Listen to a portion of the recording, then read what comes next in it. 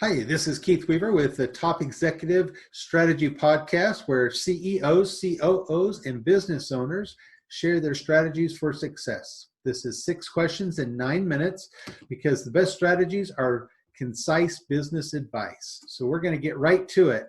So, question number one, in a few sentences, tell us who you are and what you do. Hey, Keith, and hey, everybody listening. My name is Jamie Glaser. You may know me from hearing Disney movies or Spielberg or a bunch of Grammy Award winners like Bryan Adams or Shaka Khan. I have one of the most wonderful music careers. I presently compose for CBS television, their sports like PGA Golf, Super Bowl, and all that stuff. And I also compose for the Discovery Network, who just bought 100 stations. Along the way, I started a social media management company for some of my peers who were spending too much money on platforms like Facebook because my peers don't have a background in business. They don't care about business. They don't think it's important. And so I went out to try to be of value to others. And the company's doing very, very well. Quite a resume, and I love the background with all the guitars and stuff. I forgot where I am here. That's awesome. Yes. So question number two, what's the best thing about being a business leader? Well, that's probably the easiest question ever. Being a business leader and owner is a way for me to be of assistance and to be helpful to others.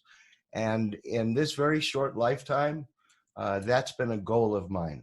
I've had wonderful mentors and guardian angels through my life that have propelled me to what I'm able to do. So being a business owner gives me an opportunity to lead, to help other people with challenges, to do something that they might not have time, interest, but know they need.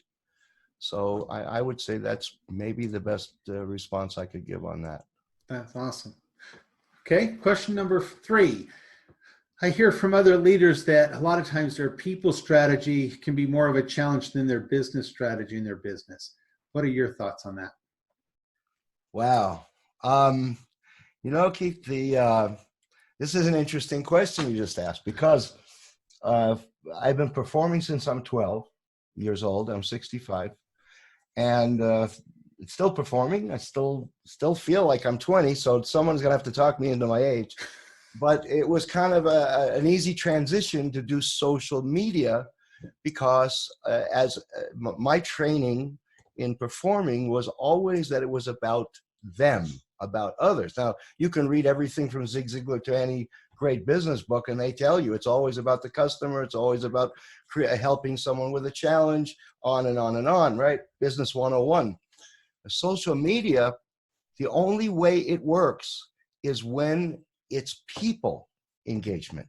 So we don't do business strategy unless we're doing, of course, like Facebook ads or LinkedIn ads, or where we have to figure out what the cost per click is and that kind of stuff. That is the least of the issues. I mean, anybody with a calculator can figure out how to get the cheapest ads for the most ROI. People strategy, I think it's the easiest thing in the world because it's being human. That's how our business has flourished, because so many people go to social media and regular market, including radio interviews, whatever. They talk about their business and they forget there's a person on the other side.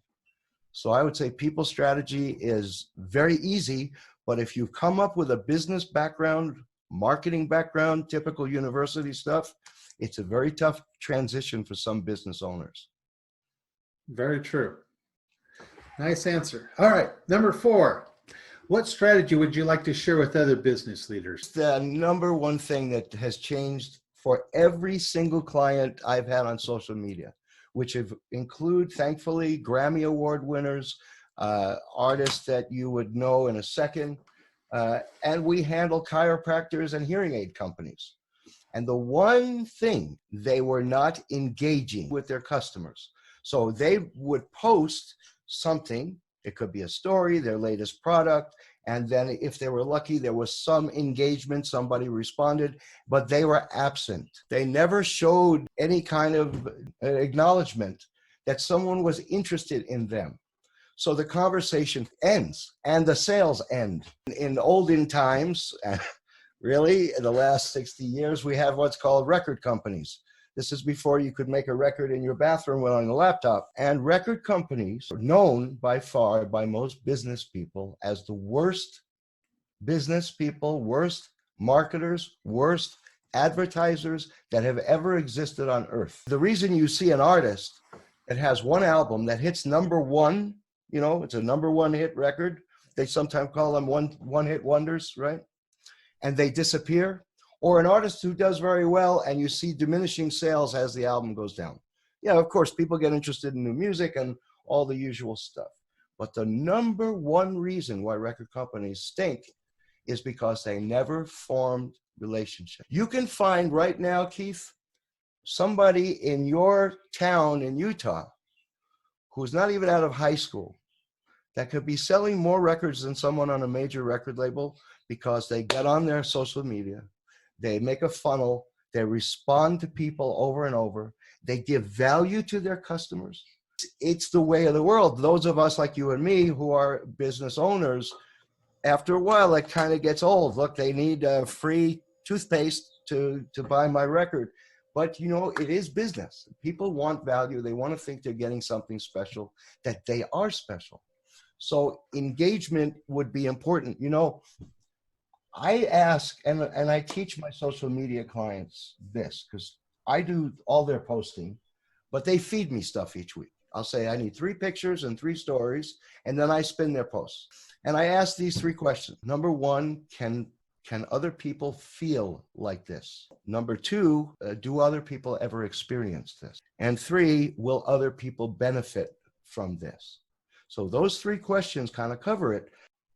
And so this Grammy Award winner said, look, I went out in the garden and I cut myself while pruning the rose bush. So the post before that, which I did as I was paid for to post an album cover, had about 80 likes. And the post with the album cover with him saying that he got hit by a thorn was over 1,200 likes and almost 300 comments within 4 hours. So this strategy and this is really important to me. Well, we're almost out of time, but real quick, question number 5. What other leaders like yourself would you like to acknowledge or you think would be good on the podcast? Well, you, of course, but you're already here.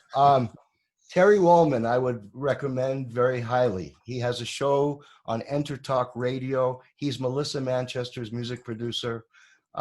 He has a show called Making It. He brings in artists all over the world, music producers, movie producers, all kinds of stuff, business legal teams from Paramount Pictures to talk about what it takes or what they did to make it in the music business. He's a dear friend. Question number 6 then, real quick. Tell us about your favorite past boss. I think that my favorite past boss, would be Jean-Luc Ponty. So most people that know me know that my career was started by Jean-Luc Ponty. He's the one who took me from being a graduate of Berklee College of Music into the limelight. But I was very young, and he taught me everything. And also, he's a great inspiration as a band leader. His passion for what he does, that's a big deal, Keith. If you're going to do business because you need money, okay, I get it. For me personally, that doesn't work. For me, I have a short life. I want to do something for others, make a splash, be of service to other people, right? Awesome. Well, it's been very enjoyable having you on. Real quick, tell people how they can find you. You can reach me at email at jamie@gotocyberschool.com. That is GOTO cyberschool.com.